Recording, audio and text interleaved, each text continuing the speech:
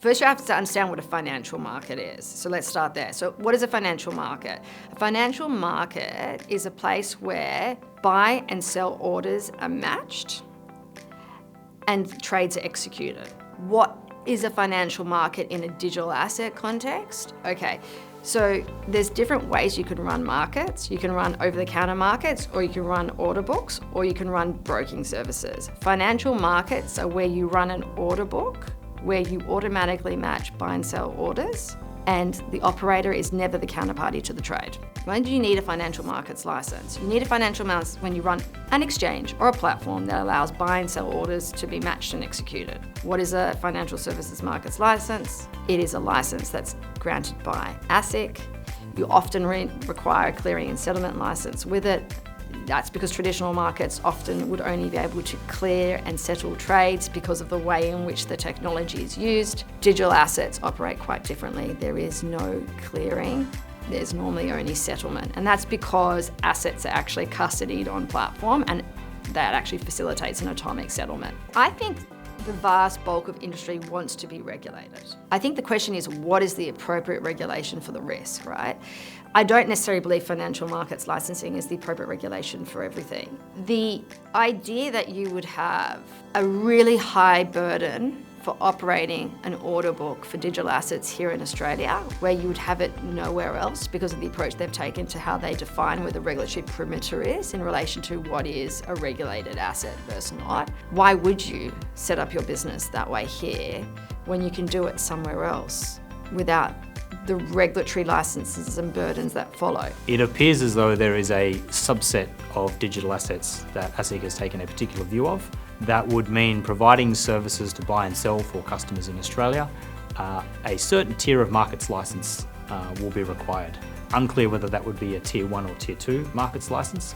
But given there are, give or take, 11,000 digital assets out there, pulling out a certain subset and making those subject to it would be fair to say, a vastly increased regulatory burden to provide services in versus the other digital assets that would not fall under the requirements for a markets license.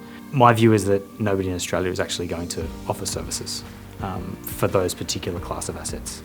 So what does the uncertainty do? I also don't know whether at some point in the future will the view change that another class of assets will be brought in under that. In which case, for any business, Australian or international, why would you invest in Australia if by the stroke of a pen you can say a certain class of your business now becomes 50 times more expensive to operate? Not having a clear regulatory regime that, I'll bring this into the question, is comparable to other jurisdictions elsewhere, Singapore, UK, two very clear examples of where it is just a single class of license that says you can offer digital payment token services to your customers if you have this license. The uncertainty will just not make Australia an attractive place to do that type of business. We'll push our knowledge offshore. We don't want international businesses saying, great, you know a lot about Australia, everyone's leaving, come here, and then all of our knowledge disappears. And with that, the consequences are for Australian consumers, which is a big part of why licensing is being contemplated in the first place, is consumers need to be protected, need to be afforded protections like they are under existing financial products and financial markets. They're not going to stop using digital assets because there's no providers in Australia.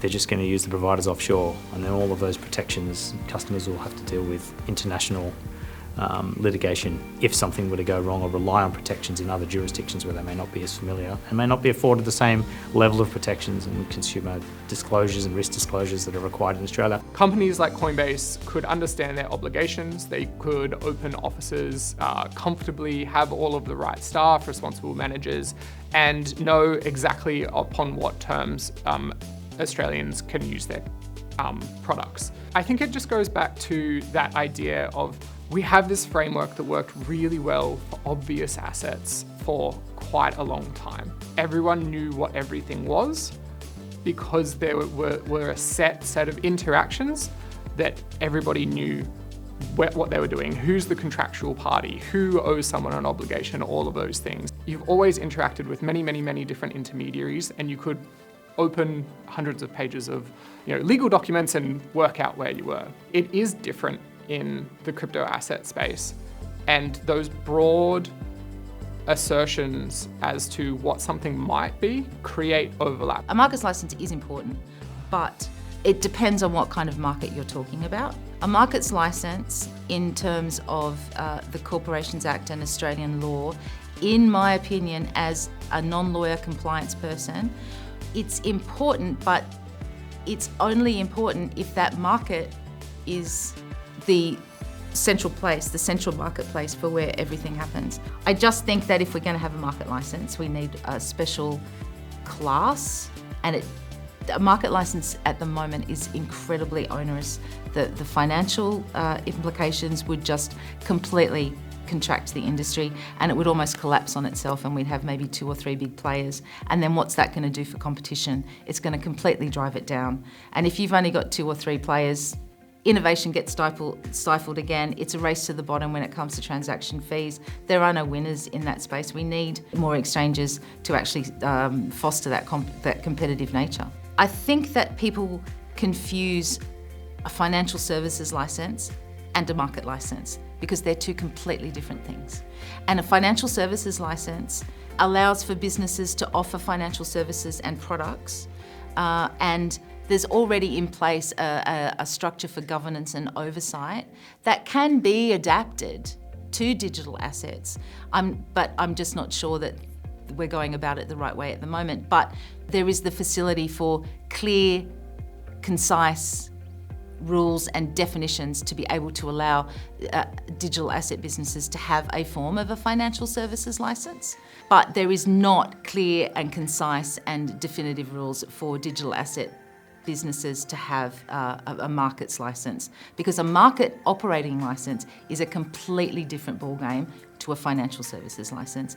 And I think sometimes it's hard, sometimes it's easy for those 2 to get confused, because people hear license and they think that it's the same sort of thing when it's completely different.